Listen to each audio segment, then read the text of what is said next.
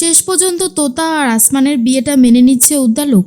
সম্পূর্ণ জানতে ভিডিওটিতে একটি লাইক করে প্রথম থেকেই দেখতে থাকো।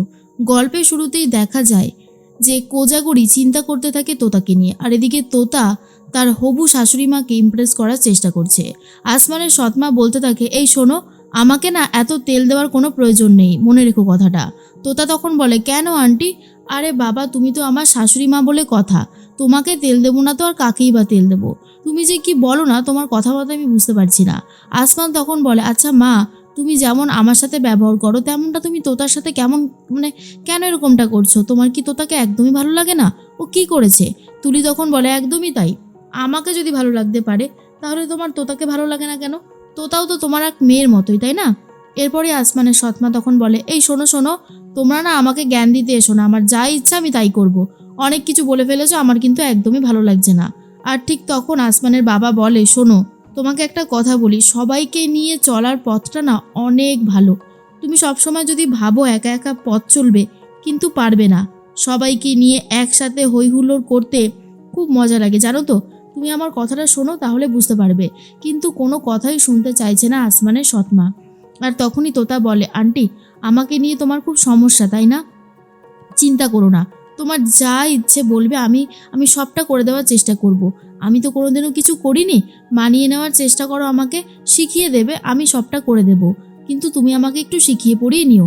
আমি জানি তোমার মতন অত ভালো হয়তো আমি হতে পারবো না, তবে হ্যাঁ, আমি চেষ্টা তো করতেই পারি, তাই না? এরপরে আন্টি তখন বলে, এই শোনো শোনো, অনেক হয়েছে, আর এত ঝামেলা করতে হবে না। আজকে আমি আলু পোস্ত রান্না করব, তা আলুটা কেটে দেওয়া হোক। আর কথাটা শোনার পরেই তো খুশি হয়ে গেছে তোতা, আসমান, আসমানের বাবা আর তুলি। তুলি তখন বলে, বাহ, এই তো তোতা আমার মায়ের মন জয় করে নিচ্ছে, এর থেকে ভালো আর কী বা হতে পারে?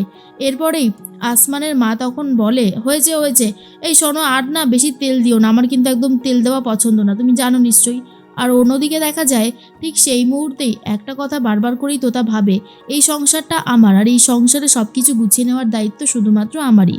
তাই আমাকে কোনোভাবেই আন্টি এরকমভাবে আন্ডার এস্টিমেট করতে পারে না, আমাকে এইখানে থেকেই সব কিছু শিখতে হবে, যতই আমাকে ছোট বড় কথা বলুক না কেন। অন্যদিকে দেখা যায় টিটো আর টিনটিন দুজন মিলেই তো চলে গেছে থানায়। সেখানে গিয়ে অফিসারের সাথে কথা বলতে থাকে। আর অফিসার তখন বলে, দেখুন, আপনারা যে অভিযোগটা জানাচ্ছেন সেই অভিযোগটা না টোটালি ভিত্তিহীন, এই অভিযোগ নিয়ে আমরা কিছু করতে পারবো না। কেন বুঝতে পারছেন না? টিটো তখন বলে, এরকম বলবেন না স্যার, আমার বোনের ভবিষ্যৎটা জড়িয়ে আছে আপনার এই ডিসিশনের সাথে, সেই জন্যই বলছি স্যার, আর কি, না হলে কি আর বলার কথা রাখতাম? এরপর অফিসার বলে, আমি জানি না আপনাদেরকে কতটা সাহায্য করতে পারবো, তবে চেষ্টা তো করতেই হবে। আপনি যতক্ষণ বলছেন আমরা দেখছি কি করতে পারি, তবে ছেলেটার বিষয়ে আমি আগে খোঁজখবর নেব, তারপরেই যা করার করব। তখনই টিনটিন বলে, হ্যাঁ স্যার, আপনি সেটাই করুন, আমি একজন ডাক্তার হয়ে বলছি স্যার, আমার বোনটাকে ওরা পুরো শেষ করে দিয়েছে, মাথার মধ্যে কি সব ঢুকিয়েছে, আমার বোন একটা মানসিক রোগীতে পরিণত হয়েছে, এটা আমি বলছি।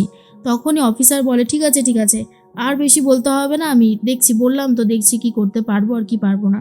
দয়া করে আপনারা এবার একটু চুপ করুন, আমার ভালো লাগছে না, অনেকক্ষণ থেকে আপনারা একই বিষয় নিয়ে ঘ্যান ঘ্যান করে চলেছেন। এদিকে তোতা তো কথা বলতে থাকে সবার সাথে।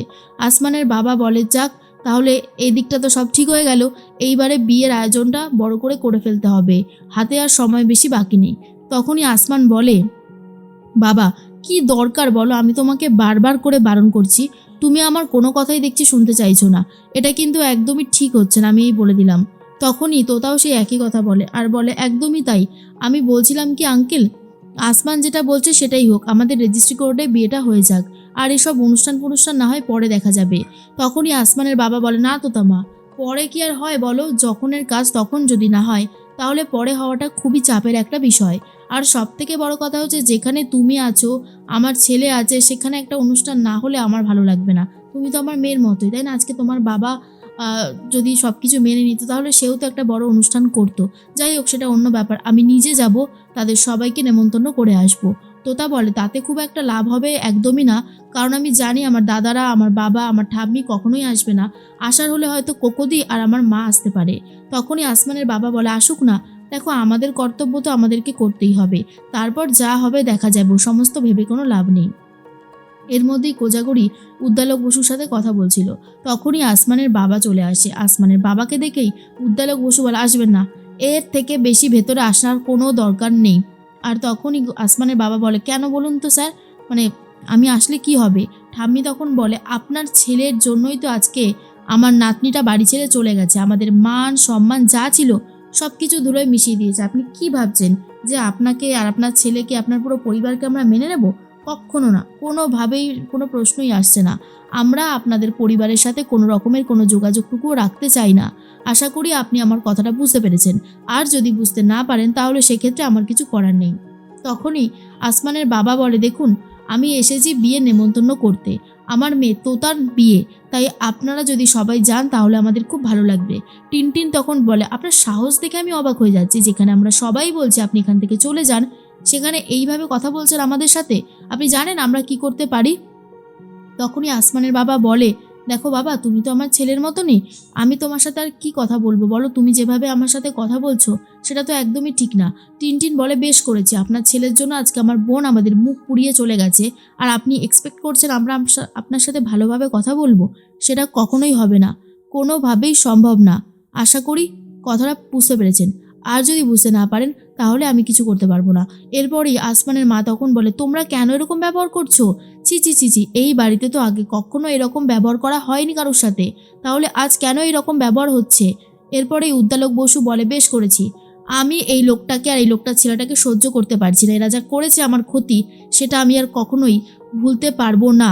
এরপরেই আসমানের বাবা তখন বলে, বলছিলাম কি, আপনি যদি এরকম করতে থাকেন তাহলে আমি তো কথাটা বলতেই পারবো না, দয়া করে আমার কথাটা শুনুন। এরপর টিটো এসে বলে, কি বলতে চাইছেন বলুন।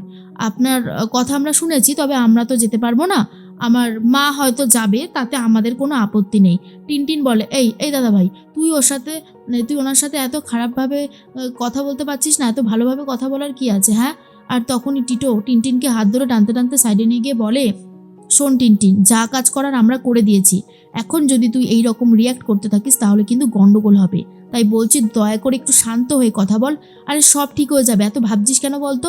কিচ্ছু ভাবার দরকার নেই, সব কিছু আমি ঠিক করে দেব। এর মধ্যেই কোকোর সন্দেহ হয় আর বলে, কেসটা ঠিক কি হলো? টিটোদা টিনটিনদার সাথে এত কি কথা বলছে?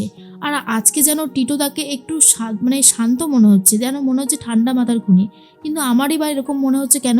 গন্ডগোল তো কিছু একটা আছে যেটা আমি ধরতে পারছি না, কিন্তু আমাকে চেষ্টা চালিয়ে যেতেই হবে। আমি তোতার কোনো ক্ষতি হতে দিতে পারবো না। এর মধ্যেই তোতা আসমানের সাথে কথা বলতে থাকে আর বলে, আঙ্কেল তো ওই বাড়িতে গেল, জানি না কি হচ্ছে, আমার বাবা দাদা ভাইরা নিশ্চয়ই খুব খারাপ খারাপ কথা বলছে। আসমান তখন বলে, দেখো, ও সমস্ত যাই কথা বলুক না কেন তাতে আর কিছু যায় আসে না আমাদের, আমরা অনেক শুনে নিয়েছি, এখন তোমার বিয়েটা হয়ে গেলেই সব ভালো হয়ে যাবে, দেখবে। তোতা বলে, এটা একদম ঠিক কথা বলেছো তুমি।